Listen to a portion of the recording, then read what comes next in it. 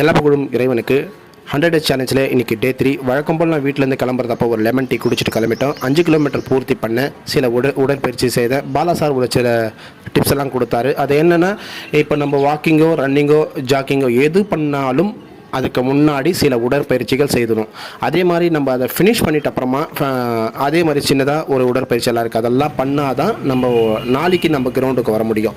இல்லைன்னா என்ன ஆகுது, ஜாயின்ட் பெயின், நீ பெயின், இந்த மாதிரி நிறைய வலிகள் வந்துடும். நாளைக்கு கிரவுண்டுக்கு வராமல் போயிடுவோம்.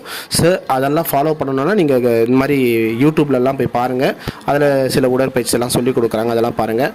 ஜங்க் ஃபுட்ஸ் அவாய்ட் பண்ண சொல்லி நேற்றே சொன்னேன். அது என்னென்னு சொல்லி உங்களுக்கு தெரியும். மோஸ்ட்லி இப்போ வந்து ஃபாஸ்ட் ஃபுட்டு சொல்லி போய் நம்ம ஃபாஸ்ட்டாக நம்ம போய் சேர்ந்துடுறோம். ஸோ அந்த ஃபாஸ்ட் ஃபுட் ஐட்டம், நூடுல்ஸாக இருக்கட்டும், ஃப்ரைட் ரைஸாக இருக்கட்டும், என்ன மாதிரி ஐட்டமோ அதெல்லாம் கொஞ்சம் அவாய்ட் பண்ணுங்கள். மோஸ்ட்லி இப்போ நிறைய நம்ம என்ன சொல்கிறது, கூழ், கஞ்சி, பழைய சாதம் இந்த மாதிரிலாம் சாப்பிட்டு உடல்